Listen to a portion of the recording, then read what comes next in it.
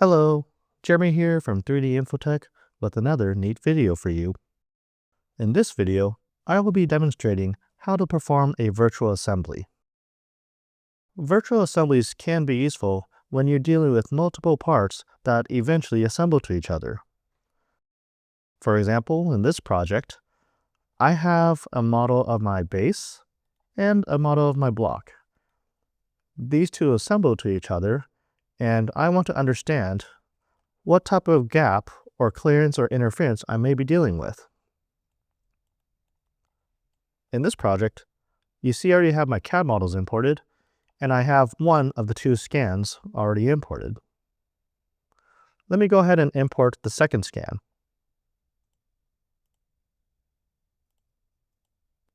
Now that I'm importing a second scan, I have an additional parameter upon import, and it's asking whether I want it to stay in the same alignment group as my first scan or create a new one.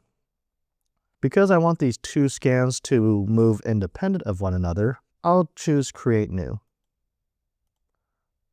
And you'll now see I have my two data objects in the tree, and I have my two alignment groups in the tree. Now that my two scans and my two CADs are imported, I want to align each scan to their associating CAD. First, let me take my second scan and lock it in position so that way it doesn't move. Next, let me select my IM base, scan, and CAD, and perform a best fit. Now, you can see my base scan is aligned to its counterpart. Next, let me go ahead and unlock the block so that way it can move. And let me lock the base so it's fixed in position. Let me select the block scan and the block CAD and get those best fit. And you'll now see that the two are aligned to each other. Now that my scans are virtually assembled, I could go ahead and create a color map, and in this case, a clearance color map.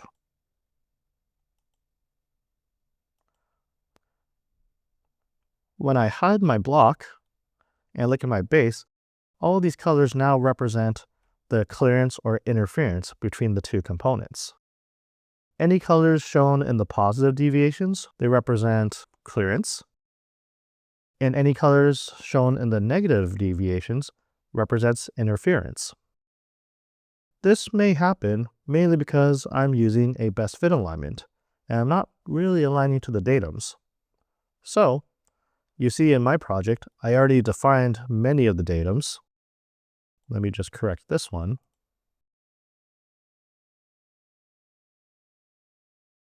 I already have many of these datums defined.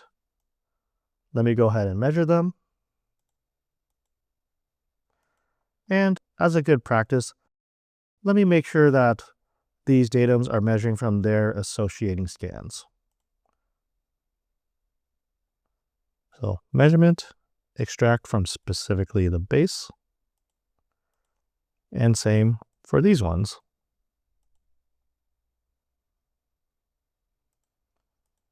And they're measuring from the block. Let me do the same thing for my targets.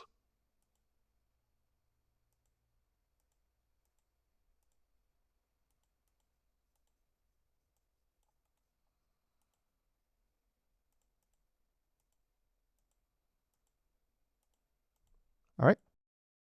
So now that I want to align to each part's datum reference frame, I'll do pretty much the same thing I did before. Let me first start by aligning the block to its datum frame. So again, make sure the base is locked. And let me perform a datum reference frame alignment. And for this block, its datums are DEF.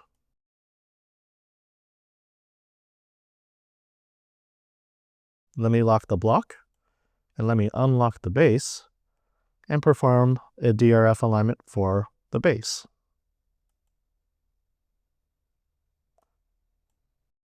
So now you see each alignment group, they underwent their separate best fit alignments and their separate datum alignments. So now when I look at the color map, I no longer see any of the interferences I previously saw in best fit. So that's just an example of how I could perform a virtual assembly. The main thing to remember here is when you're creating new alignments or activating different alignments, make sure that components that shouldn't move are locked in place. I hope this video helps you with your future virtual assemblies. Thank you for watching.